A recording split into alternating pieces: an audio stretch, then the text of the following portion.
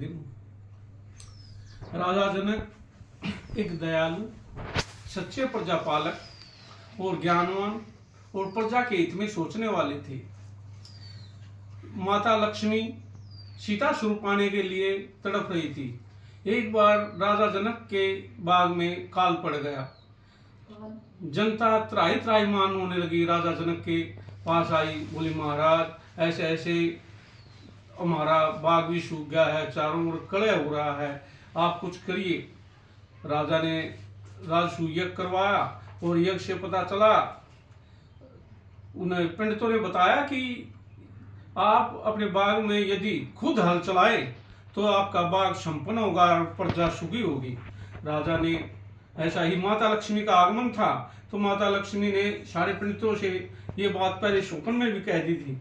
इसलिए माता लक्ष्मी के आगमन से सीता माँ राजा ने हल चलाया और सीता माता हल के आगे प्रकट हुई। एक घड़वे में पैर की उंगली चूसते हुए दिखाई गई थी, क्योंकि उसने यही एक ममता में थी। राजा जनक ने उठाई तो हंस पड़ी, हंसते हंसते बहुत मुस्कुराई। उसे देखकर प्रजा भी खुश होने लगी, बाग हरा भरा होने लगा। ऐसे राजा जनक बड़े खुश हुए। और राजा दशरथ भी बड़े ही नारायण के भक्त थे। उसने भी राजसूय यज्ञ करवाया और अग्नि से प्रकट जो खीर हुई उससे सबको दिया गया, जिससे राम ने भी अवतार लिया। ये दोनों की सच्ची घटना और सच्ची कहानी ये परमात्मा के अधीन और नारायण की है। नारायण स्वरूप राम प्रकट अयोध्या में होते हैं और राजा जनक के घर सीता माता का आगमन होता है। सीता माता बहुत सुंदर, उस विष्णु भगवान स्वरूप राम भी बड़े सुंदर थे।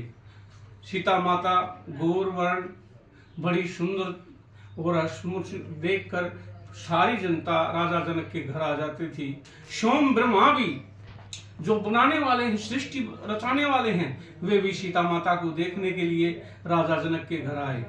राजा जनक जो उसका नामकरण कराने के लिए जब राजा जनक ने उससे पूछा तो ब्राह्मणों ने बताया इसका नाम सीता है। ये सीता माता एक सोम स्वरूप लक्ष्मी है। जिसके घर लक्ष्मी आ जाए तो वहां तो खुशहाली ही हो जाती है। जनकपुर में बड़ी खुशहाली हुई, चारों तरफ ढोल नगाड़े बजने लगे और ब्राह्मण वेद पोथियों से उसका बखान करने लगे। बड़े ही सुखमय जीवन जीने वाली सीता माता बड़े आनंदमय रहने लगी। राजा जनक भी बड़े सुख से रहने लगे, प्रजा को धन दौलत और बांटने लगे। चारों तरफ नगाड़ों की आवाज आ रही थी, खुशी से सब झूम रहे थे, सीता माता को प्रणाम कर रहे थे। सीता एक इतनी सुंदर स्वरूप थी, जो उसको देख लेता था मन मोह लेता था। उसका मन मोह जाने से वो सीता के घर इधर गिर्द घूमने लगता था। सखियां उसकी सेवा पानी करने लगी। लक्ष्मी माता के स्वरूप जो उसकी दासियां थी वे सोम अप्सराएं थी। स्वर्ग से अप्सराएं पहले आ चुकी थी, क्योंकि सीता माता लक्ष्मी थी। लक्ष्मी के स्वरूप की सेवा पानी करने के लिए जो दासियां थी वे भी परियों, अप्सराओं और परियां सारी बनकर स्त्री रूप में जनकपुरी में आई थी। जय श्री राम। अगला एपिसोड फिर